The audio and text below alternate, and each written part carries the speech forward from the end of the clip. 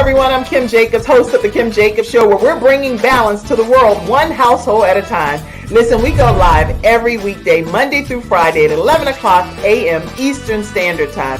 I bring guests on that talk about their backstories, things that they've had to overcome to become who they are today. Many of them are balancing and juggling life, and they've become experts in different fields. So they're sharing tips with you to make your life just a little bit easier. Many times as a guest in the studio audience, you'll get a chance to walk away with a missing piece of the puzzle that might be missing in your life. Let's go on this journey together, and I look forward to seeing you Monday through Friday at 11 o'clock a.m. Eastern Standard Time, right here on The Kim Jacobs Show. You're watching Kim Jacobs Show.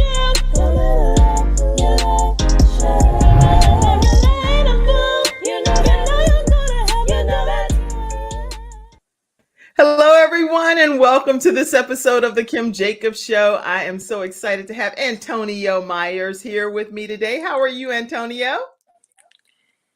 I am rejuvenated in my soul. I feel refreshed, and I'm excited. I am so glad to have you here as my special guest today. Listen, everybody, Antonio Myers is going to be bringing balance to the world right here on The Kim Jacobs Show, with talking about autism as my super blessing.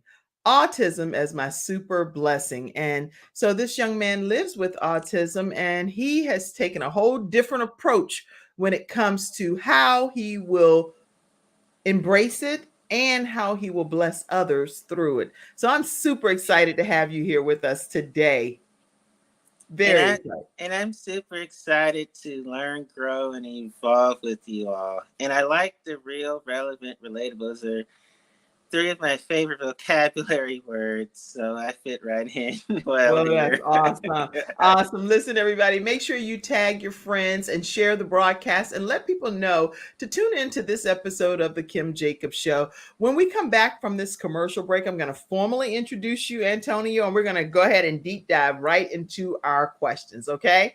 So I look forward to our discussion. I can't wait, actually. I'm excited about everything that you're going to be sharing. So we'll be right back, everybody, right after this commercial break. I'm attorney Charles Everidge. I started out representing insurance companies until my father was seriously injured at work. 4 of his fingers were amputated. Our family went through a lot, so I know what you're going through as an injured worker. If you've been hurt on the job, call me now. I'll fight to get the workers' comp benefits you may deserve. I'll fight for you like family. Put my experience to work for you. Call 704-457-5000, the first call for injured workers. All right, everyone, we're back and we're talking with Antonio Myers. Now, Antonio is a podcast host. He's also an author, a neurodiversity advocate, disability rights advocate, and a human rights proponent. So those are some good words that sum up who our guest is today. Welcome, Antonio, to the Kim Jacobs Show. I'm honored to be a privileged guest of yours. Well, I'm honored to have you. Very honored. So listen, you live with autism. I would love for you to be able to tell people what is autism, because people want to know when we're talking about something, what is it that autism actually is, from your words? Well, society mischaracterizes it as deficits in social skills, arithmetic, your writing performance, right, and how you present yourself to the public. For example, they'll look at a person like myself and think, oh, he must be having pupils that don't center themselves together, you know. Interesting. Okay. And the drooling and the incoherent verbiage, and that's not true for all people on the spectrum. There are those of us that can, no offense to those who meet those criteria, right? Right. We're all diverse. Like, I can hold a conversation with you and look you in the eye and make you laugh and also be thought-provoking in a positive way. Excellent. And you know what? I actually think your wording should be the definition, which we're going to end up talking about, which is neurodiversity, and what that looks like from your own perspective. But according to the CDC, autism spectrum disorder is a developmental disability caused by differences in the brain. And Mm-hmm. the thing is, when we even look at that definition of differences in the brain, we all have differences in our brain, because some things that people do and certain behaviors that we decide to act upon or to implement, it's like something's got to be slightly different in each of our brains for us to think so differently and act so differently in even Mm-hmm. sometimes the same scenario, right? Right. So Because we're all different, and society wants to confine our uniqueness by saying, no, we ought to be monolithic. No, life would be of severe boredom if that were the case. right, I agree, and I know I have friends that have children that have autism, that live with autism, and they are an advocate for their children and speaking out as well to encourage other people on how to treat and coexist with their children. Yes. So I love that. So this particular link I'm going to put in the comment section for you all to officially be able to see what I'm seeing, the signs, the symptoms, different things of that nature, but you can research that at a later time yourself. But today I want to talk with you, Antonio, about your personal journey with Mm-hmm. living with autism. Take us back and let us know, maybe when did your mom or dad identify that you did actually have autism? Well, I was born September 16th, 1993 in Howard University Hospital at exactly 3:50 p.m. I was a 9-pound, 1-ounce baby. I was a huge infant. And Your mama like, wait a minute, get this baby out of me. Get this baby. and so in 1995, when I was 2 years of age, as a toddler, my mom started feeling that she needed to have me psychologically examined because Oh. she was concerned about my developmental statuses. Hmm. And so I was quickly diagnosed with pervasive developmental disorder. That is dictionary words for he's not meeting the milestones of talking early, and he lacks comfort with strangers. Well, I didn't talk to strangers because my parents said not to. Yeah, so it's like actually I tell my children when they were younger, that's a stranger. So whenever, like my daughter, for example, she was in the hospital one time and she was like, I know nobody's leaving me here because these are all strangers. Technically, do I know any of these? Just because they have a uniform on, does that mean that I actually know them? No, it does not. They're Right. still strangers, right?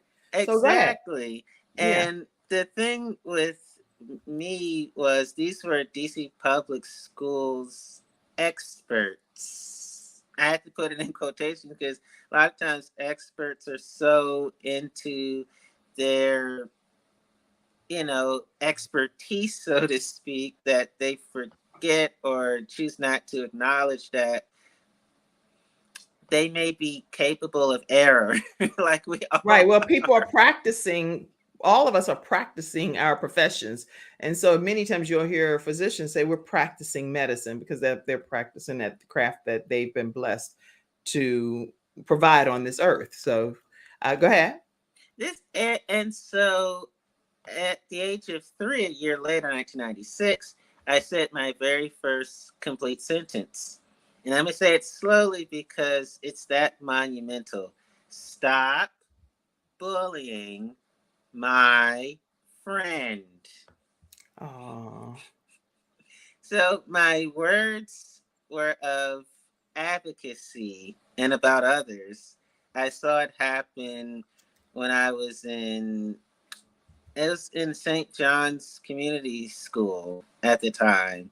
And I saw my classmate get picked on and I just blurted it out. I was so filled with righteous indignation. That's when they started thinking, I think we were wrong. Let's diagnose him with high functioning autism. Because a year mm. after that, in 1997, I've been speaking like a professor ever since. Wow. So you were misdiagnosed early on. You started Yes, speaking really at the age of 3, yes, and your first words that you can remember were "stop bullying my friend." Was my yes. first words, and I just typed that. So Mackenzie, if you could type some of the stuff that he's saying as his points, that'd be great. And so I'm popping that up because that's profound that your first words that you shared audibly to the public was "stop bullying my friend." And so Absolutely. you immediately took on the approach of defending and standing for someone else's rights and making sure that they were going to be okay. You were motivated by that enough to finally say, "Okay, y'all want to hear me speak? Here it is. I'm putting it out in the atmosphere. I want everybody to leave everybody alone. Yeah. I want everybody to leave everybody alone." Which Spot really on. then it sends you in a whole different direction when it came to middle school, high school, and even college. And you were very high performing. Tell us about those years. Well, I want to start with the lawsuit.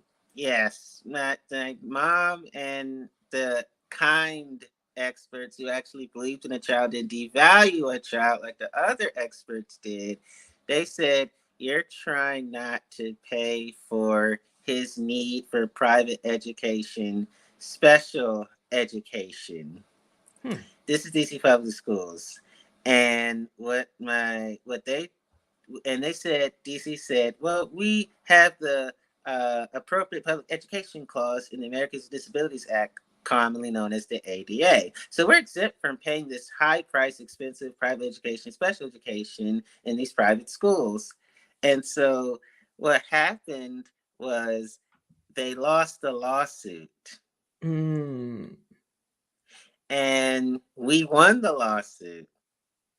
And I had to pay my private special education in private schools until I graduated from high school. Wow. Wow. Well, I was not expecting that. That I didn't know this, obviously.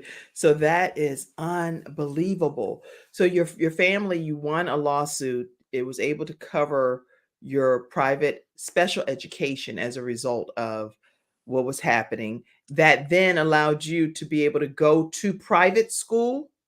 Yes, in Montgomery County, Maryland, private schools. Oh, wow. Okay, and so what was that like being in the private school and having autism, high performing according to what you're saying now, high performing kind of autism? How was that scenario for you in school? Well, I was selling root beer floats, which I still enjoy to this day. Okay. I was in the 6th grade, and I was the middle school cashier. And the best way we made money in school was through selling root beer floats. And I won the cursive crown in 6th grade as an 11-year-old again. It's an elegant award for he can read and write in cursive. I'm literate in cursive writing. So, John Hancock, that applies to me perfectly. That you need to teach that to students that do not have autism at all, because I can't speak for anybody else's children, and these are just Kim's views, okay? But I personally have a situation where like some of my kids were not taught cursive writing in school. So I was like, Wow. well, what? How can you not be taught cursive writing? That When is it's, important, right? when But it's t- it's not something that is necessarily always taught in certain school systems. And there's no slight to any of their teachers, because my children's teachers were wonderful teachers. It's just that wasn't a part of the curriculum for some of them, and others do know, but the ones that don't, I'm like, how you gonna sign a check? How you gonna sign this? a You got to know contract, how a to. deal, yeah. Wow. Okay. So you have a very proficient cursive handwriting. You're very Yes. proficient at that. Okay. Wow. I see all of your comments coming in. And hey, make sure you all share the broadcast, tag your friends, tag people you don't even know. Just go ahead and invite them to be a part of this discussion. We're talking with Antonio Myers today about how autism is his super blessing. And so I'll pop up we'll do a flash round and I'll pop some of your comments up. But you say you were not trying to pay for his education is what his mom was told. Wow. That's like somebody Yeah. actually said that's rude. Who said that? I saw that comment. Thank you to that particular commentator. Somebody said, try saying your mama. I know whoever said this. I don't know who it is because it says Facebook user, but it says, try saying your mama didn't pay for your school. How rude. I can imagine whoever saying that. Right. That's not what any parent, not any that I would know anyway, that would be trying to get over to get the education paid for. But you want to take care of your child and make sure the child has everything that the child needs, right? Yes. Wow. The children are present, not just our future. They are present. That's right. That's right. So let's go to some of the other audience comments. I see one from Dr. Lotus Rashay too. Somebody said, good morning, y'all. Good morning. Good morning. And I see you, Dennis Spraggin, saying hashtag B1. I see you. And glad that you're over here with us today. Thank you. Dr. Lotus Rashay says that is art that should continue to be taught. Cursive writing helps people to use their creative side of their mind as well. Yes. And I'm a creative genius, so thank you, Lotus. Absolutely. Absolutely. Let's see any other comments come in. It's unfortunate. Another wonderful show with the incredible balance, Doctor. Thank you, Dr. Lotus. Thank you. And I see your other comment too. You said it's unfortunate that many people do not know how to even read cursive writing. That is very concerning too. It is. I've heard this said before, and so it makes me wonder why they can't read it. And it's as simple as they're not being taught it. So that must be something in the brain that must be developed, in her opinion. So I share her opinion. Absolutely. I agree with you. And I'll put this link here too, in case I see you having to type paragraphs and stuff. Feel free to pop on the screen, and any of you all in the studio audience, and I'll pull you from backstage if you have any question for our guest, Antonio Myers. Many people are often afraid and believe their child is autistic. I wonder, why would a person be afraid to believe that their child is autistic from your perspective, Antonia? Well, I have a tragic personal example. My family did not know I was autistic until I graduated from college. On my graduation day, they figured it out because of when they would give awards, they would say, wow, this person has autism, or it could be Asperger's syndrome or dyslexia.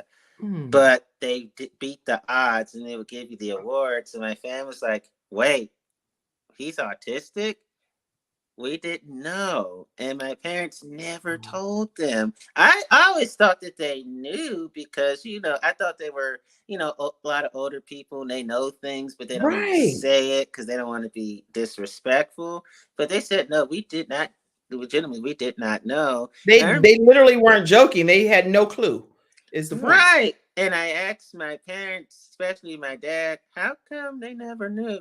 Well, son, we just didn't want them to misjudge you.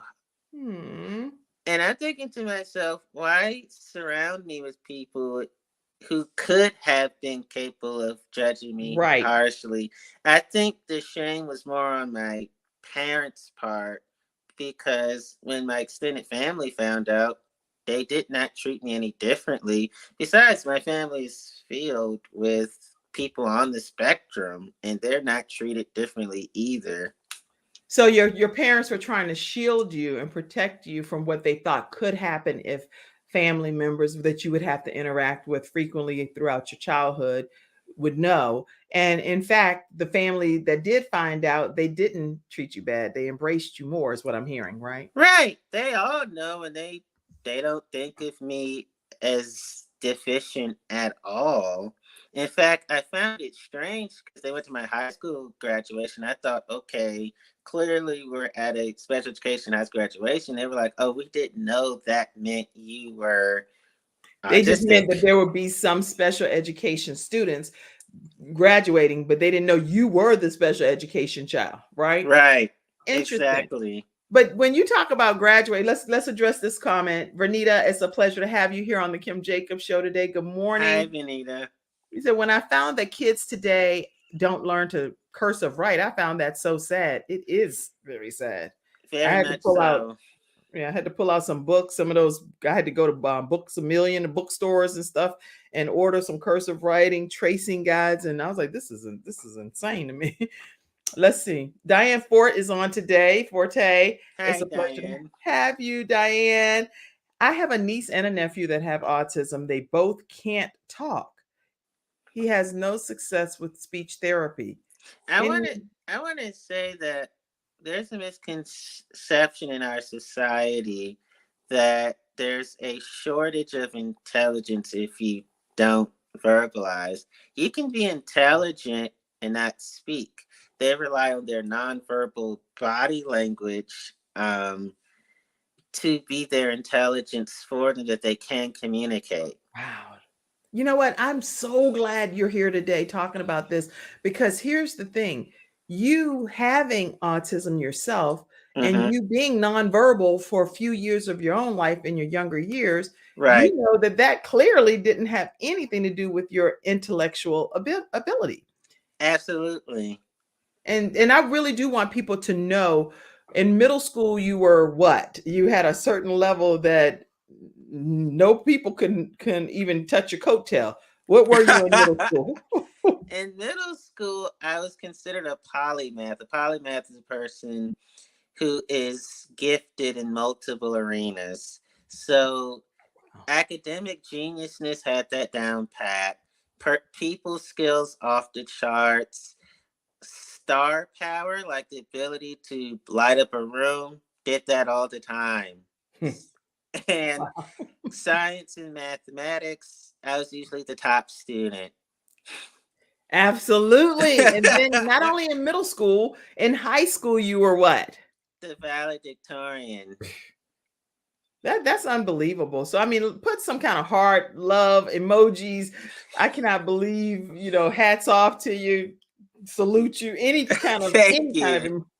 any kind of emojis, because this is like just incredible what this young man has been able to accomplish living with autism. I have autistic family members, Dr. Shea says, and it's important to advocate for them.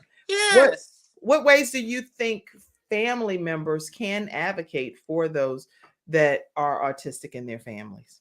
Research. Research. That's how I was able to get into the schools that I graduated from. And that means you may have to sacrifice some lunch breaks or some free time to laptop or phone if there's internet on them, or Okay. making sure that you read like resources or directories So and are you call saying the them. family members provide the research and do the research and provide the resources, or are you saying the person that has autism? Oh, the family has to provide the research part and to get to the resources or try to receive the resources. Okay, to help your family. I'm trying to type what you're saying. Research and resources to help your family that have autism. Okay. Wow. That's awesome. That's a great word of advice for those of us that have family members that live with autism. Hmm. Research and provide as many resources as you can to help them with what they're dealing with. And this is coming from Antonio Myers, who is a guest here today talking about how autism is his super blessing. Listen, when we come back right after this commercial break, I would Hmm. love to hear more about how you recovered from some of the trauma you experienced. Mm. Let's talk about that. Okay. Okay. When we come right back, we'll be right back in a few moments. It's not just another day, it's a brand new day, full of all the fun, love, and laughter you and your family create. Silver Shield Security understands feeling at home means feeling safe and happy. No credit checks, no contracts. We offer payment arrangements, and we'll even give you a free door camera. Find out how we can brighten your day even more at silvershield-security.com. Silver Shield Security. All right, everyone, we're talking with Antonio Myers, and we're talking about how autism is actually his super blessing.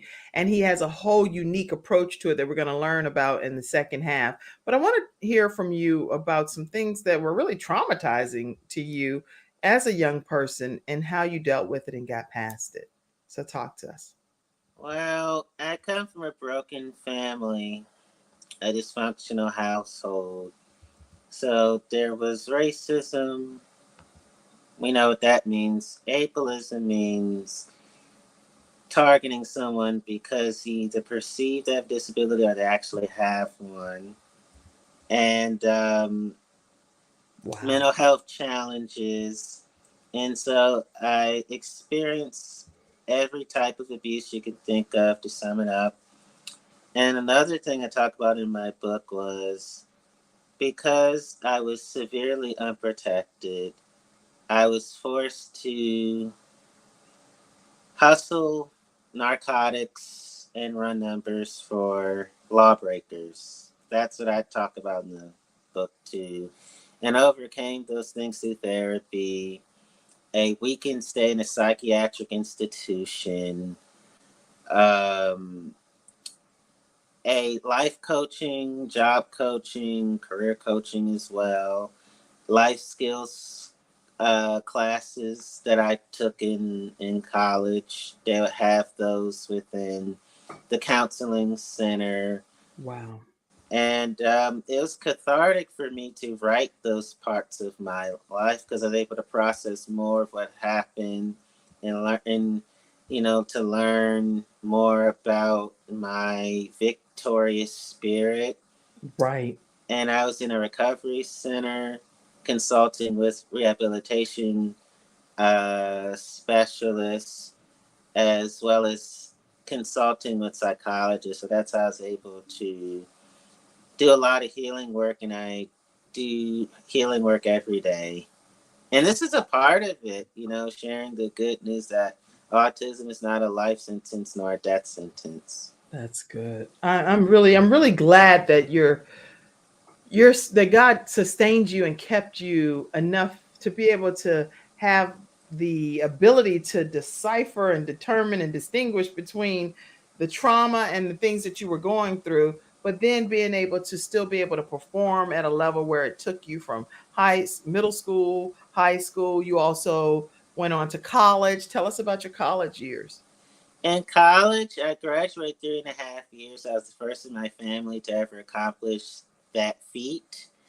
I had my own apartment by the time I was a senior year in high school. I was cooking and cleaning and ordering food, having positive company over, had my own laundry, my own room, my own bathroom, That's television, good. cable. I mean, I went to Italy where I saw Pope Francis in person speak. Good, I good. went to London, England, where I actually, by fond memory of the dearly departed Queen Elizabeth, I saw her in person. She waved at me, I waved at her. Aw. She was riding through her chariot, and so that was a fond memory I have of her. So I you've was a had some really unique experiences, like stuff that people may never experience in their entire lifetime. You've had it in your autistic, super blessed life, right? absolutely positively. I'm grateful. I'm so grateful to hear this. And so really when you have gone through some of the traumatic things that you've experienced, I see you CTR Media Network. Speaking of which, the Kim Jacobs show airs on CTR Media Network and you can see that streaming in over 200 million households, and excited and honored to be able to have them on today. So make sure you all check out this broadcast right on ctrmedianetwork.com, okay? All right. So stay connected. Also, how can people stay connected with you, Antonio? Oh, at highly praiseworthy Grace Mayer, all lowercase. Now, for the listeners, for the podcast listeners, highly praiseworthy Grace Mayer. Okay, that's what he said because he said real fast. Okay, go ahead. And my name, Antonio Myers, my birth name. I'm on the Wisdom app, I'm on the Clubhouse app, and I'm on Twitter. And on the Clubhouse app, every Monday through Friday on the House of Creativity, I do the autism news at about 9 a.m. Monday through Friday in the morning EST. I do articles and I talk about things that happen on this from the spectrum community. They have me represent my community on there on Clubhouse. So y'all make sure you check him out, Antonio Myers, on Clubhouse and Twitter and the Wisdom app, all under his name, Antonio Myers. And then on Instagram, he going off. So it's like highly praiseworthy Grace Mayer. My name means highly praiseworthy Grace Mayer. So I that's why know in Spanish. I did research on that. I was going to tell you, please tell everybody what your name means. So that's why he has highly praiseworthy Grace Mayer. And now tell him again, what does Antonio mean? Antonio means highly praiseworthy in Spanish. Yes. And Grace is Ray in Scottish. And yes, Myers, Ray means Grace in Scottish. And Myers means what in German? Mayor. And okay. I'm not trying to give you a quiz. I saw that somewhere when I was researching you. Right. Like, I didn't even know that. So basically, you feel like you are a highly praiseworthy Grace Mayer. Yes, I learned it in therapy because my therapist said, have you ever asked yourself what your identity means through your name? And it didn't cross my mind. And he said, let's do some research. And we figured out that despite what I've been through, I never stopped being highly praiseworthy. I never stopped being graceful. I never stopped having that mayoral spirit about myself. And your honors in academics, because I know we're going to shift to neurodiversity in the second half, but in your academic world of going from middle school valedictorian, high school valedictorian, college graduate, and all of the different hats, a first-time kind of college graduate representing your family, you also had a former president sign off on something for you. Tell us about that. Yes, I was such an academic wizard that on my honors, we were having a ceremony in Silver Spring, Maryland, and Barack Hussein Obama Jr. signed it while he was the first Black president in office.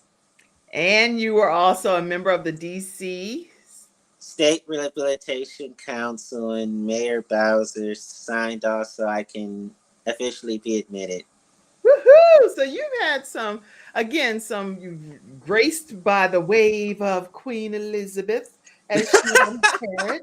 And seriously, we know that she's been laid to rest, and her reign was the longest, over 70 years. It's an unbelievable amount of time for anyone to reign in one particular queendom. And so I'm amazed. And so you've been graced with her presence, and then a former president, Barack Obama, and then Mayor Muriel Bowser signed off. You've had some pretty amazing things happen in your life, right? Yes, definitely. And Dr. Peggy Johnson says, oh my goodness, I love the meaning of your name. Thank you, Peggy. I appreciate you. And valedictorian, that's awesome. Woo, woo. That's what someone said. Another person said, are you a Christian? I appreciate Jesus very much because of my grandma Clara. Well, she's like, you get on there, boy, and say you better watch your word in there. So she's just like, I know you. That's the only time the family will rise up on you if you say something opposite of what they want you to. So if y'all are watching and you're Antonio Myers' family and you're getting wind of this episode, he already said that he answered this question. So y'all go on and give him some grace and mercy, okay? Oh my goodness. Dr. Peggy Johnson also said that you are truly a phenomenal overcomer and survivor, and that I thank God for you sharing your story. Peggy, my heart warms. You're softening my heart. It's melting. So I'm so glad. You have my cheeks burning over here today, Antonio. Not too often do my cheeks burn like I'm at a wedding or something big and celebratory, but I really feel like we are able to just celebrate your life and what you're doing to have a living legacy here to help people change their thought process when it comes to someone that lives with autism. So everybody, listen, we're going to take another commercial break. And when we come back, we're going to hear this young man's philosophy on Neurodiversity. That's the whole word I had to research and look up the definition of. So when we come back right after this commercial break. Antonio, you ready? When someone has lost a loved one, they want to know what exactly happened. They want to know, is the other person going to be held responsible? And they want closure. At Hunter & Everett, we help clients that have lost a loved one move on, and to do that with dignity and respect that they deserve.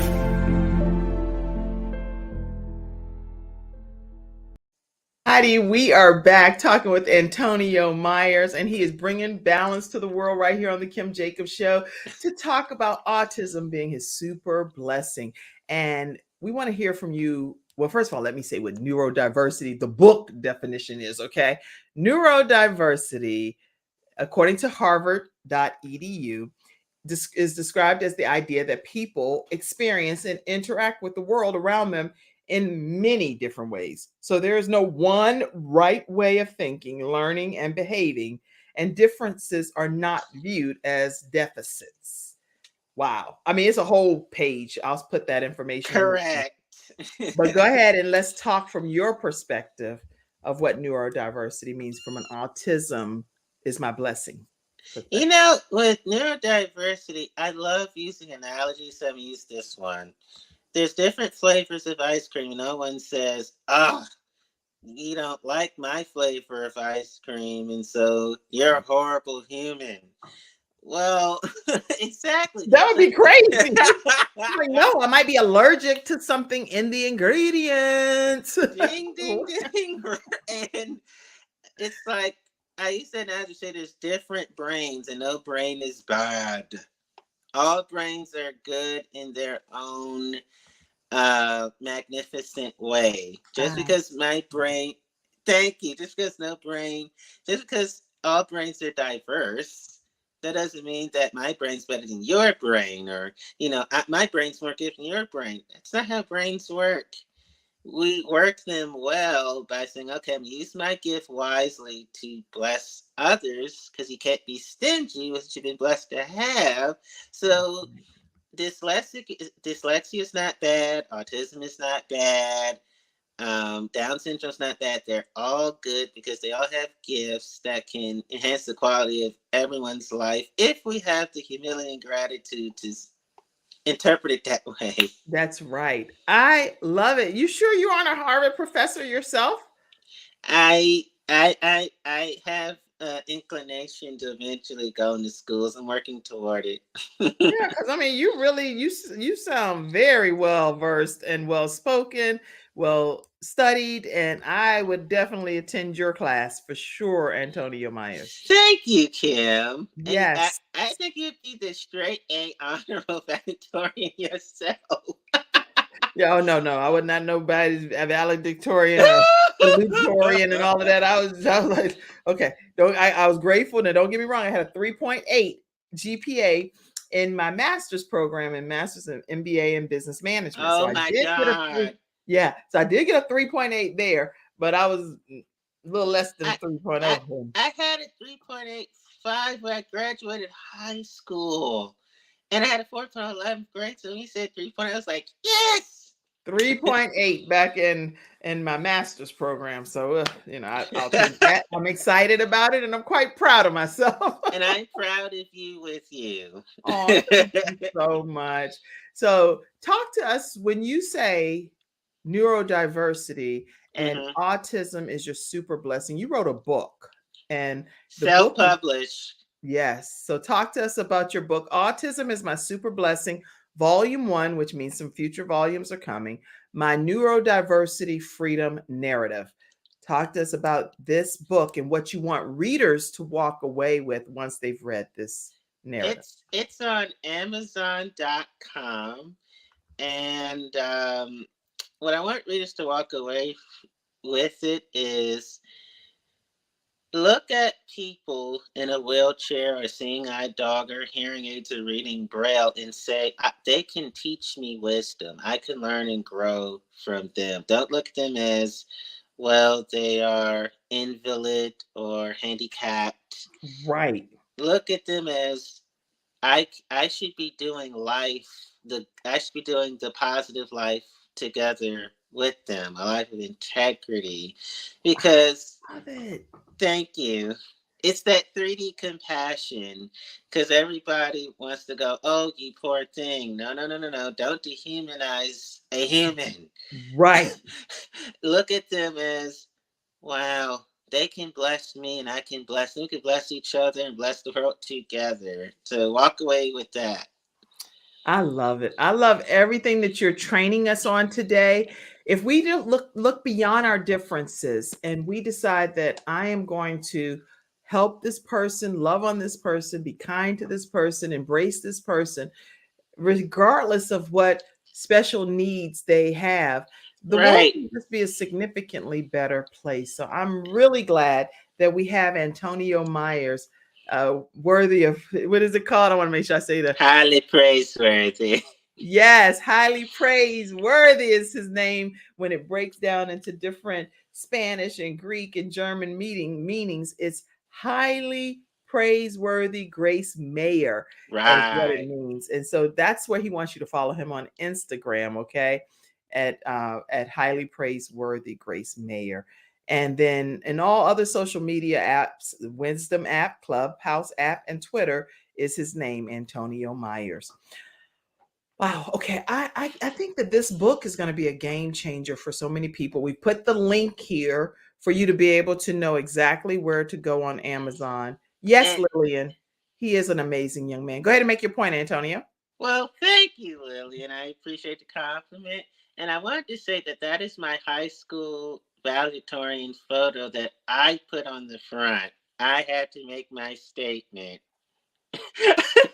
That is wonderful. Now, why? Why did you put that particular picture to make a statement? And what statement was it that you were trying to make? Because so many people think if you're autistic, you can't graduate, you can't walk, you can't talk. These are things I Mm, was told by the experts. So I said, this is my way of humbly proving them wrong. Because mm. they'll say you can't live on your own, you can't balance a checkbook, you You can't surely do. can write in cursive. Thank you. And that and that you can't do anything successful. And those are all fabrications. And I said, no, I'm gonna use this photo to awaken the masses in their consciousness. Like, just because society wants to say that we're insufficient, Right. we are we are sufficient and then some. I am so glad. I'm looking at all of this stuff that you have going on, and I am so impressed. It's unbelievable. As anybody reads up on this young man, your life can't help but be better. So, super glad to have you here with us today. You're an amazing young man, and I can't wait for everybody to get this book. Autism is My Super Blessing, My New Road Diversity Freedom Narrative. Now, you have a lot of advocacy efforts and things that you really focus on from an advocacy perspective. Talk to us about those initiatives. Well, I my book is the start, and I'm a part of the National Down Syndrome Society, where we help with legislative efforts, Wow. and so that Down syndrome is near and dear to my heart because I had classmates who they had to crawl to class. They had to be wheelchaired everywhere, and I would wheelchair them up and down stairs, and I had to wheelchair them into elevators. And there are times where we would talk and beatbox and sing so they could feel better about traveling in a wheelchair. And there are times where teachers would come to me saying, how do I know if a student is hungry? And I'm like, oh, they just do this, rub their belly. Or thirsty means, the drinking motion, or tired means, like that. So it was just a matter of literally trying to learn some of the basic communication structure that they were trying to say, this is what I need, but may not be paying attention enough to even catch the signal, is what I'm hearing. Right. Wow. And so I knew how to communicate. Some of my classmates were considered mute, but I could read lips very well, and I helped the teachers to pay attention to their mouth movements. So there were times where they would tell a joke, but nobody, the people were like, "Why you're laughing?" But I'm not hearing anything. This was in school. I'm like, "No, read their lips. They're cracking a joke right now." And then they'll go, "Oh my God, that's funny." That's what happened. You know what? Oh my goodness. Okay, Antonio. I have my son, I have 5 children, but one of my children transitioned from this earth. His name is Gabriel. And you remind me a lot of how he went to extremes when he was on this earth. At 12 years old, he passed away. My And condolences from me to thank you. you. And he did random acts of kindness, but more importantly, he was known as Guardian Gabe at his middle school. And so he would be like the mediator for the Wow. people that were being bullied, that were doing the bullying, and those that were being bullied. And he would make kind of like and mediate a conversation and help them determine, how can we get on the same page here? Because, this person shouldn't be getting bullied and you shouldn't be doing the bullying. So and then the people would kind of become friends. And I found that out from the actual students. They were like, he was my guardian angel. He helped save me from some really tight squeezes. And he actually learned, he Mm. self-taught himself sign Yes. language to communicate with a young man that couldn't hear. And so when he came to school, nobody would communicate with him that much because they didn't know how to. So Gabriel self-taught himself sign language to be Right. able to communicate. Wow. That was definitely me in middle school. I was known as the peacemaker. The principal would come get me to mediate conflicts. Oh, so you're the peacemaker in middle school. Look at Yes. that. God, I just believe has like just special crowns and jewels. I don't know if it's just a bunch of jewels in one crown, or if you're gonna just have, oh, here I have too many crowns that I cannot possibly bear them all, so I will share my crowns with all of you. I don't know what's in store for you, Antonio, but I can imagine it is something tremendously great, and I'm excited about it. And thank you, Kim. Thank you for seeing me as blessed by God. It warms my heart. It Well, does. more questions are coming in too. Are there any recommendations for specific medical communities that offer outreach resources to help families walk through getting this type of need met? Thank you, and I'll listen for your response. Lillian asked that question. Well, there are children's doctors. They're the go-to because they can because they have to know about autism as a part of their graduate school training.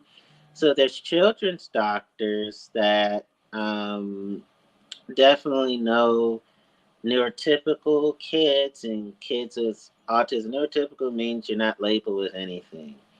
So I say children's doctors, and then I would say that there are specialists who have been trained to know the difference between disability and medicine. So, like, there's some psychiatrists that definitely are good for this as well.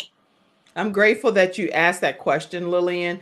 And I can tell you that definitely in the medical field, there are specialized physicians for each type of disability that exists, or some type of training that's specific to their area. So if you research in your community the different physicians or medical professionals that focus and have resources available for your specific request, they will pop up. I have 3 children that have cystic fibrosis, for example. So I wouldn't take them to an orthopedic physician. I would take them to a pulmonologist in this case, and it's at the specialty center. And that's who they exclusively see regarding their lungs.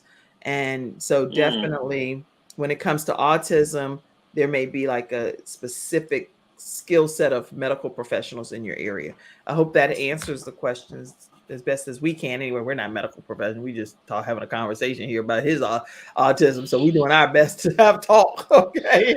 Oh, God. Any other questions? If you have more questions, please type them Wow, he's an amazing young man. Yes, Ms. Wright said he's an amazing young man. Thank you you, so much. Lillian. Just jumping on, can anyone speak about how families can overcome the stigma of properly diagnosing little Black boys, male children with autism? Oh, I love that question. Any thoughts on that? Yes. We're more diagnosed than not white boys, just to be frank here. Um, they're so quick to diagnose us because they're not used to seeing Black boys being positive, so they tend to overdiagnose. Hmm. And boys are more diagnosed with autism than girls. So I went to schools that were predominantly male than predominantly female. But with little Black boys, that they're the medical professionals are more into Ritalin and all kinds of psychiatric medications instead of understanding there's a difference between excessive hyperactivity and typical normal child hyperactivity. They want to punish children for being children. And so being a Black boy is already tough enough. And then you got professionals, a lot of them don't believe in us. It makes being Black boy that much more excruciating. Oh my gosh. So you have to go to every conference and demand to be on the program, or if you need a recommendation to be on the program, please let me know. I'll be honored to write a letter to say that you should definitely be on any type of platforms that advocate for autism and Down syndrome, since that's a passion of yours. And I was looking here at there's African autism in African American children study. And it says that Black children with autism spectrum disorder were diagnosed an average of more than 3 years after their parents expressed concerns about their development. So the parents expressed concerns, but then they weren't diagnosed, according to this particular study, until 3 years after the parents had expressed the concerns. These delays are believed, and this is a quote from John N. Constantino, MD. He says these delays are believed to play a significant role in even more serious health disparity, which involves the proportion of children with autism who additionally are affected by intellectual disability. Author John N. Constantino, director of the Intellectual and Development Disabilities Research Center in Washington University, said on a video abstract. So it's a whole study here, and I'll put this. Wow. Okay. Yeah, it says, wow, 47% of Black children with autism had intellectual disability compared to 27% of white children. And it's a long study. So I'm just going to put this in the comment section for you, Lillian, and see if you want to be able to research that even further. Okay. Because that's an amazing abstract that's being provided. All right, so we've talked about a lot of things. What do you do for fun? And what's like a fun fact that people wouldn't know about you, Antonia? I like to dance. Oh, do you? So what kind of music do you like to dance to? Pop, rock, heavy metal, R&B. So you got moves? You got some moves? I do. Get on the good foot, and I twerk as well. Oh, okay. So you know how to get it really like, hey. Yes. I don't know how to do no twerking and stuff.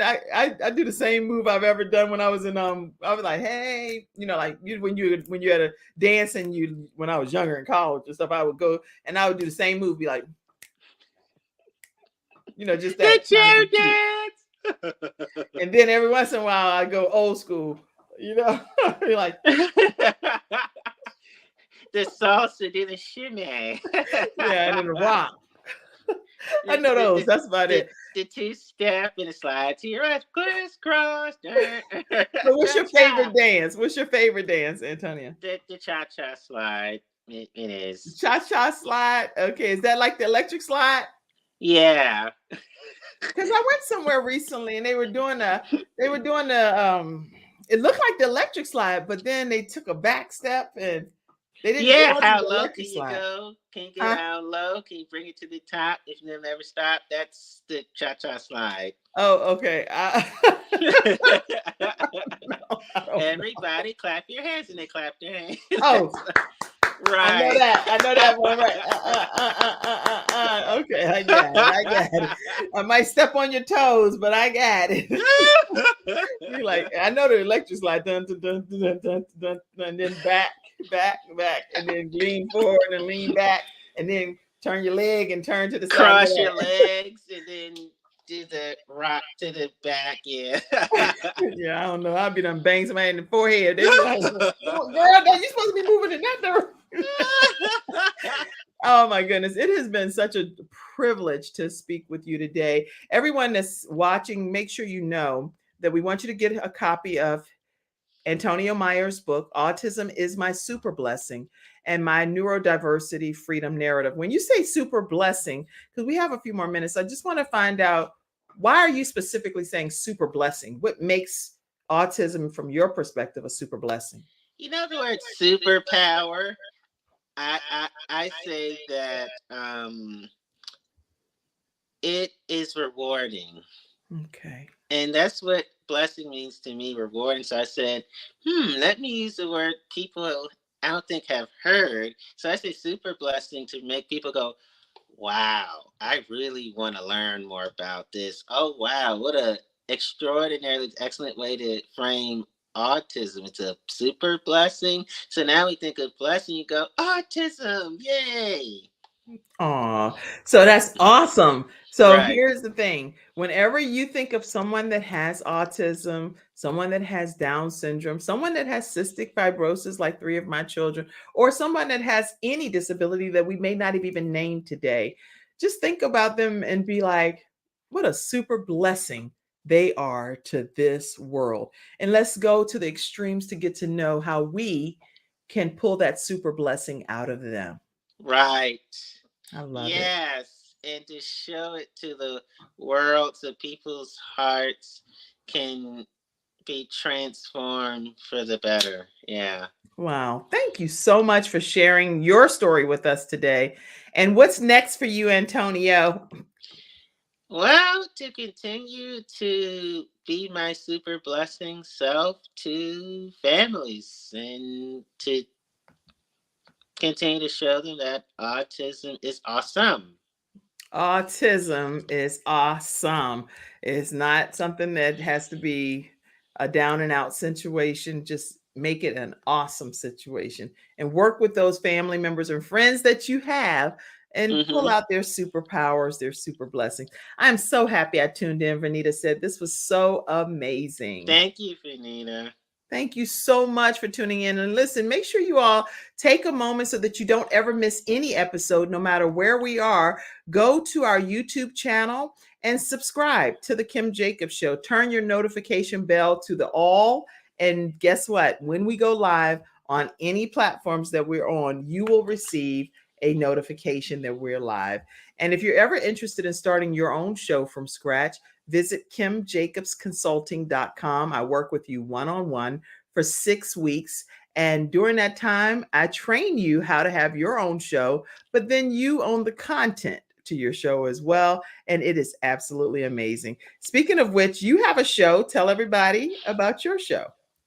Before I do, I want to say that I'm a living, breathing, walking, talking miracle. And this living, breathing, walking, talking miracle has its own podcast called Tonio Time Daily on Apple Podcasts. And I must admit, it's for a mature audience because my brain is edgy. But yes, I speak the truth in love. Okay. And let me make sure where do we have that? Oh, here we go. Tonio Time Daily. Yeah, I'm also on Spotify, Pandora, iHeartRadio too. So make sure I'm going to pop that up here for you guys. And thank you, Mackenzie, backstage.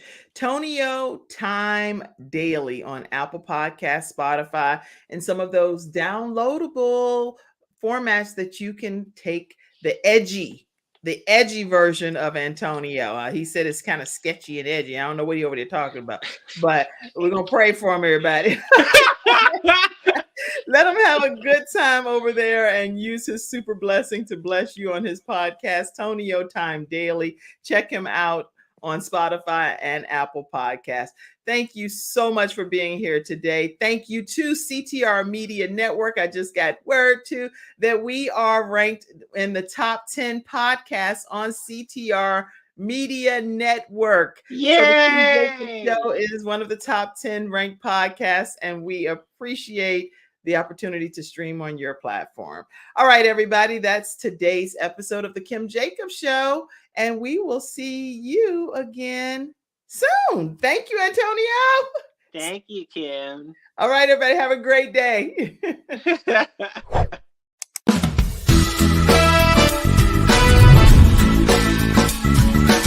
Hello, everyone. I'm Kim Jacobs, host of the Kim Jacobs Show, where we're bringing balance to the world, one household at a time. Listen, we go live every weekday, Monday through Friday at 11 o'clock a.m. Eastern Standard Time. I bring guests on that talk about their backstories, things that they've had to overcome to become who they are today. Many of them are balancing and juggling life, and they've become experts in different fields.